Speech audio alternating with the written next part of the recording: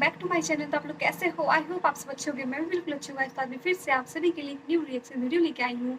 आज मैं जिस वीडियो पर रिएक्शन करने वाली हूँ, सॉन्ग हमारे खेसारी भैया का गाइस, सॉन्ग 1 ईयर पहले निकली थी, bye take care. So guys ये सॉन्ग है अंकिता फिल्म से रिलीज हुई है गाइस 1 ईयर पहले। इसका टाइटल है सुनो राजा पी के गांजा। गाइज ये बोलबम सॉन्ग है, तो मैं सोची सावन आने वाली है तो ये सब सॉन्ग को फिर से एक बार रिपीट करके रिएक्शन वीडियो बनाती हूँ। अगर जो आप लोगों को अच्छी लगी तो प्लीज़ गाइज कमेंट कीजिएगा। वीडियो को प्ले करने से पहले एक छोटी सी रिक्वेस्ट है, अगर आप मेरे चैनल पर नए हो और अभी तक चैनल को सब्सक्राइब नहीं किया तो जल्दी से जाकर चैनल को सब्सक्राइब कर लीजिए, वीडियो को लाइक कर लीजिए, बेल आइकन को प्रेस कर लीजिए ताकि मेरी सारी नई नई वीडियो की नोटिफिकेशन आप तक पहुँच पाएगा। इसको मैं स्टार्ट करती हूँ और देखते हैं कैसा ये सॉन्ग।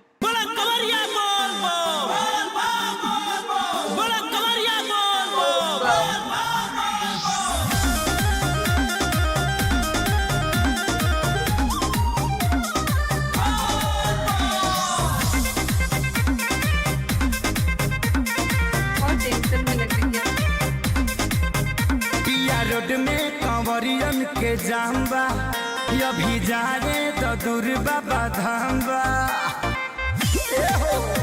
सुना पिया रोड में कंवरियन के जाम्बा अभी जाने तो दूर बाबा धाम्बा। अरे डर लगे जाके जन बढ़ावा हो सुनो राजा पी के गाजा तू गड़िया चला अभी भी नहीं चला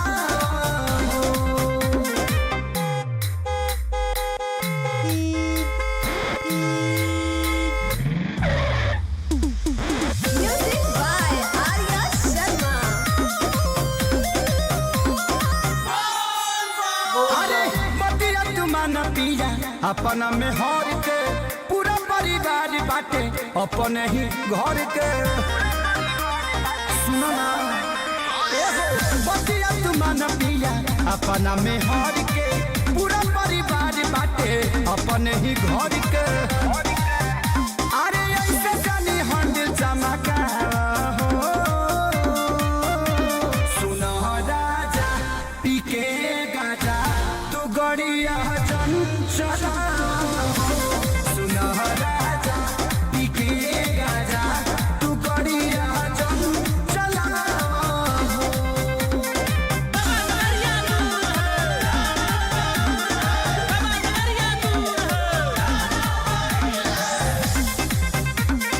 गाइस आप नोटिस कीजिएगा सावन आ गई, ये सॉन्ग पूरा धमाका मचाएगा, कोई सा बचेगा।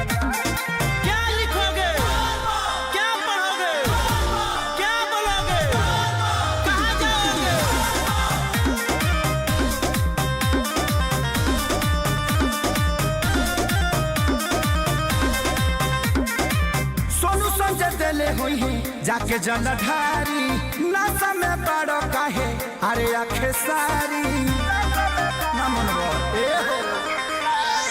सोनू संजय दिले हुई है जाके जलधारी नशा में बड़ो काहे अरे आखे सारी भले के चलिए पराकाश तू बोला हो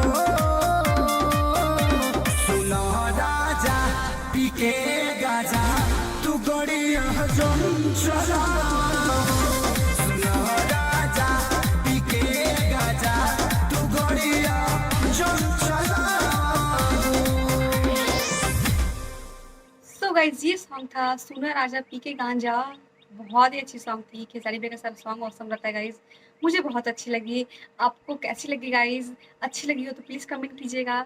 अगर मेरी रिएक्शन अच्छी लगी हो तो मेरे चैनल को सब्सक्राइब, वीडियो को लाइक, बेल आइकन को प्रेस कर दीजिएगा गाइस। तो मैं मिलती हूँ आप सभी से नेक्स्ट वीडियो में guys. Bye bye, take care.